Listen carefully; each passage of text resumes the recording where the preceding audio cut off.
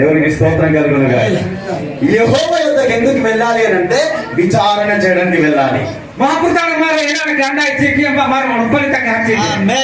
దేవునికి స్తోత్రం కలుగునుగా. యెహోవా యొద్దకు ఎందుకు వెళ్ళాలి?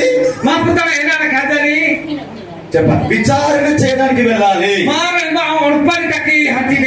నీకు సంబంధం వచ్చిందనుకో, పెళ్లి సంబంధం వచ్చిందనుకో, పెళ్లి తగ్గిరో సమాధం అనుకో, యేసయ్యా నేను వేరే సంబంధానికి వెళ్తున్నాను, వేరే సంబంధం తోడు తగ్గ హజిమైంది, వివాహం చేసుకోవడానికి వెళ్తున్నాను, బిహారీ తగ్గ హజిమై వెళ్ళమంటావా? హద్దు ముంజటికి వద్దంటావా? కాహింజటి యేసయ్యా నేను అప్పు అడగడానికి వెళ్తున్నాను, హజిమై నన్ను వెళ్ళమంటావా? పండగకి వద్దంటావా? కాహింజటికి యేసయ్యా నేను ప్రార్థనకు వస్తున్నాను, వద్దంటావా? వెళ్ళమంటావా? యేసయ్యా అనేక మంది చిత్రహింసలు పెట్టే వాళ్ళు ఉన్నారు, అనేక మంది తన్నేవారు ఉన్నారు, అనేక మంది పాడు చేసేవారు ఉన్నారు, అనేక మంది తప్పుడు మాటలు మాట్లాడే వాళ్ళు ఉన్నారు. వాళ్ళతో మాట్లాడమంటావా? పంచాయతీలు పెడుతున్నారు, ఆ పంచాయతీలో నన్ను మాట్లాడమంటావా? వద్దంటావా?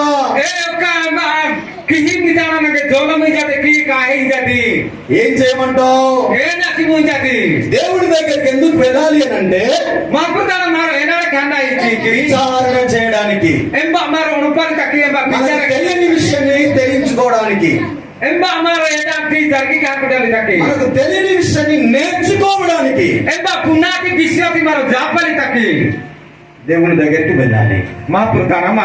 దేవునికి స్తోత్రం కలుగునుగా.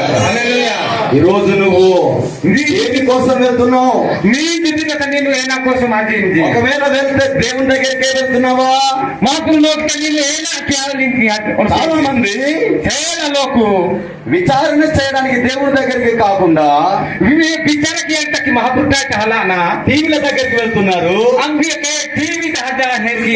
చూస్తున్నారు, ఈ యొక్క చెట్ల దగ్గరికి వెళ్తున్నారు, మామిడి చెట్టు పొలం దగ్గరికి వెళ్తున్నారు, ఇంకా రకరకాలు యవనస్తులు వెళ్తున్నారు, రకరకాలు దేనికోసం ఎక్కడికి వెళ్తున్నావు? కోసం హజింది దేవుడైతే నిన్ను నా వద్దకు రమ్మన్నాడు, మా గురించి నా తనవేమో ఎక్కడికి వెళ్తున్నావు?